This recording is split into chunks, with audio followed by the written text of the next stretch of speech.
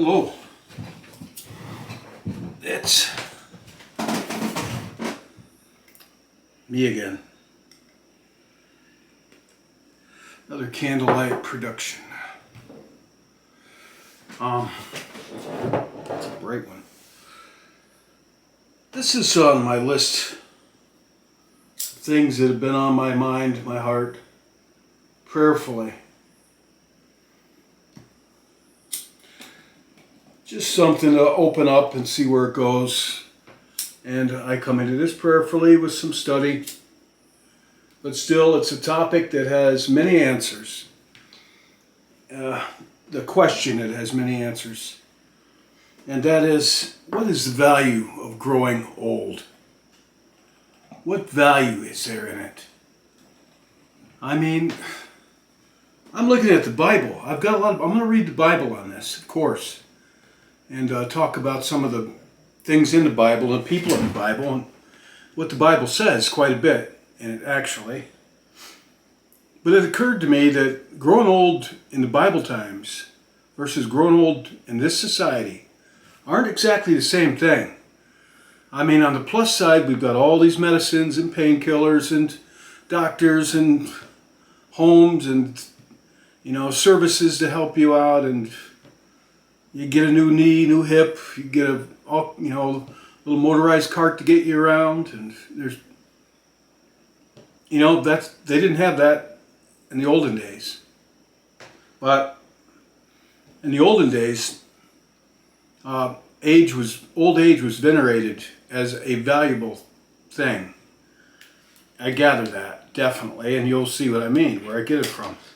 And your family took care of you, or your town, or your village, hopefully. I mean, widows, people did wind up old and alone back then, just like they do now. All kinds of things can make that happen. That's nothing new. And they always said in the Bible, I don't have that verse loaded up, but you're supposed to take care of the widow. The ones that are alone. It's kind of like a community effort to look after them. If not the family, if the family's not around to do it. So, what would be worse, growing old in the Bible days or growing old in today's society where they'll stuff you away in a nursing home somewhere? It's still the same thing. I think it comes down to the same thing. Ultimately, it's just the last chapter before you leave this world. And it's a temporary condition. And I think people knew that back then. Spiritual people knew that the old age was just associated with this life and this flesh. I know I grew up in a nursing home, and I've heard more than one old person on their 99th birthday comes to mind. This woman that really, she most sincerely just looked confused on her birthday, saying, "I can't believe I'm 99." She said, "I still feel 18 in my heart, like I'm still 18 years old." And she was 99. And that was 10 years ago. She's long gone. 18 forever and thereafter. But, yeah, I'll tell you some background. My mother opened a nursing home and ran one since she was about 38, 39. When I was 14, she started running a nursing home. And she did right up until recent years, honestly, when she wound up in a nursing home herself. And that was a tragedy because I always said I was going to take care of her. But the circumstances around her, I couldn't help her. It was heartbreaking. And that's another story. Really, it's not a story, but I grew up in a nursing home. And, my mom ran a nursing home in our home, a large home, a beautiful home, Summit Home, and it was a beautiful, beautiful old home, stone house, mansion. And she took very good care of these people. And I can tell you quite a few times, she took so good care of her old people that were in her home that they lived a lot longer. Like most people, I think I read, when they go to a nursing home at a certain level of care, They're lucky if they live 2 or 3 years at that point. But with my mom, they were living 7 years and on. And they would run out of money or funds, and my mother took care of them for free. A lot of them for free. If they didn't have any money, she never put anybody out. She took care of them out of her own pocket quite a few times for years. So she wasn't in it to get rich. She saw some value in elderly people, that they're like little treasures to her. She really loved elderly people, and she had a giant heart full of compassion and love. And she had so much love in her, Christ-like love, and she loved the Lord, and she had faith as big as a mountain. And she sincerely loved these people. And yeah, she was something else. I know when I saw her in heaven, she wasn't old anymore. I've said this so many times, I know for a fact that was her. I know it was her. And she looked wonderful. Like a perfect, in her late 20s or something, you know, a young adult, but really radiant, golden glow, very, very happy. She wasn't elderly anymore. When she died, she was decrepit. And it was starting to creep into her mind. She had a wonderful mind. Valedictorian of her graduating class. She worked for the FBI, back when the FBI had a good image and reputation. Long time ago. She was a who's who of American women. She built bridges and schools in Africa. She raised money. And she changed laws in New York State to help people out. She was a doer. Right on up, and she never slowed down. Here's the thing. When old age came to her, and she got in an accident, a car accident, and she had cellulitis, and her arm was bigger than my leg and quite painful. She didn't let that stop her. And she caught cancer that almost killed her. That slowed her down for a while, but she recovered from that. She lived, survived it, and was back up running. She was, till they put her in a nursing home, and even when she was in a nursing home, she was out and about constantly trying to cheer people up, tell them about Jesus Christ. I wish I had that. But she always told me that her life motto, you have to have a life creed. So this could have been her secret to how she grew old so well. And she was loved by many, many people. Well known by rich and poor alike. After she died, I was getting phone calls from people offering condolences tearfully, and they really missed her. But she told me more than once in my life, son, you've got to have a guiding philosophy. And apparently my grandmother, her mother, told her this. I gotta find something here. Here it is. I'm gonna read off this. Excuse me. I'm setting up my scriptures. She said her mother told her this, and my mother told it to me. And so this comes from a woman born in the 1890s, my grandmother. You have to have a guiding philosophy in life, and it's usually just a one-sentence statement. To live is to blank, you fill in the blank. For her, to live is to love. And she kept telling me over and over. That meant every single day when she got up, she read the Bible and prayed. She'd call people up and try to cheer people up. And she was just continuously going. Never anything for herself. It was all for Christ and other people. All. To live is to love. And she said that means every single day she's alive, she would try to learn to love more like Christ did. And how much did Christ love us? The cross I wear, to remind us he loved us all the way on the cross. All the way through that agonizing death that he didn't deserve.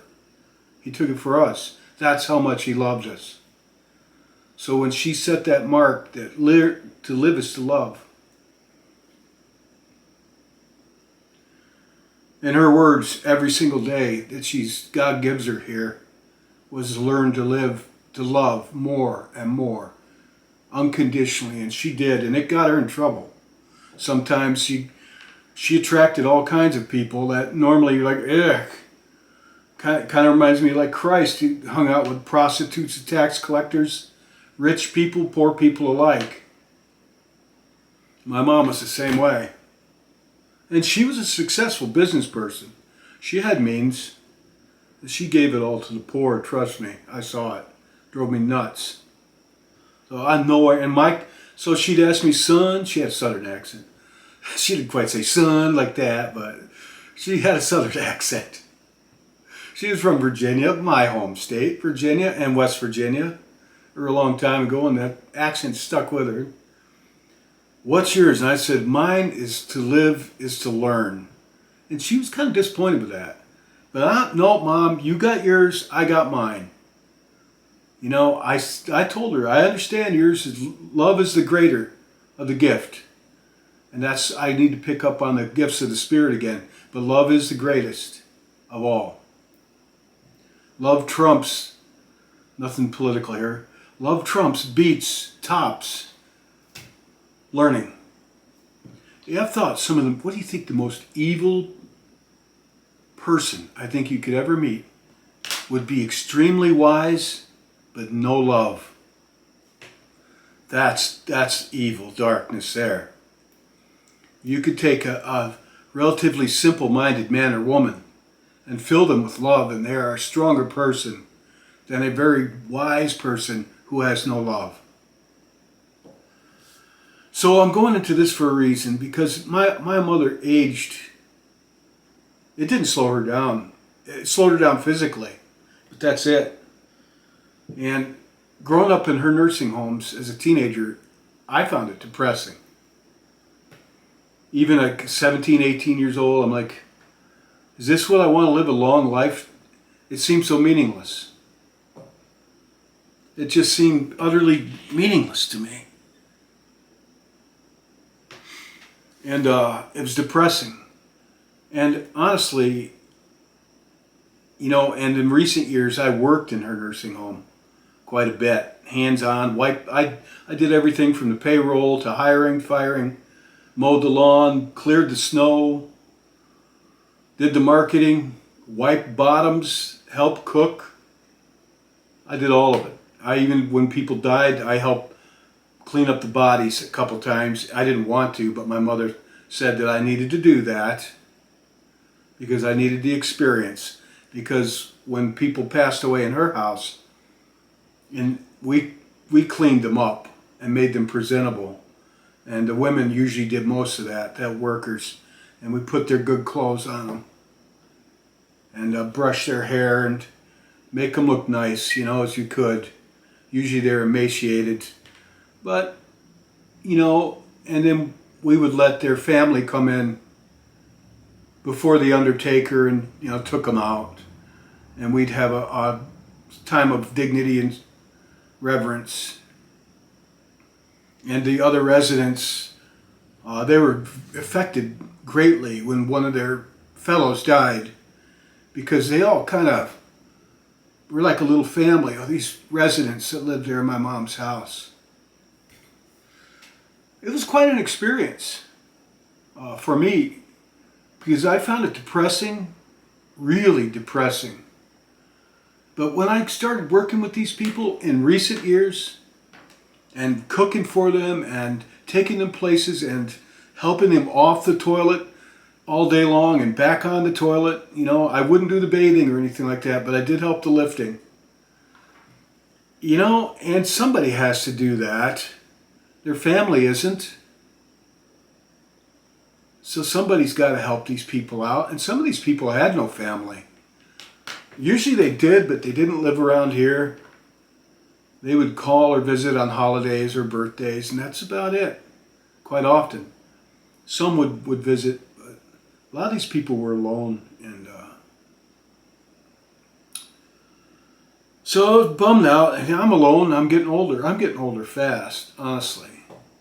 And life isn't the same, which got me to thinking about this topic. Because I'm getting depressed Because you can wind up alone in life. Some people do. And I'm not as old as I'm going to be. So I don't know how it's going to go for me. But it ain't looking too promising. In one sense, everything's good. Because I even had my friend in France reminded me of that story I told on here a long time ago. My friend Brian, who died, and I saw him in heaven. And he told me about my life to come. And he told me that it's all going to work out for me in the end. He told me to remember that. He said, remember that, Tim, it's all going to work out for you in the end. I had the benefit of having that. I had the benefit of having God talk to me and give me a choice of paths. I've had I've been a very lucky person, honestly, and I know it. That's why I share these things. But I think my faith is less than most people's. I really do, because I should have the faith of a mountain with the things I've witnessed. But I do have faith that it's all in God's hands and that there must be a reason for us getting old. Some of them, not all of us do. My dear friend Jen, she never got old. She's never going to see it. You know, not everybody grows old, but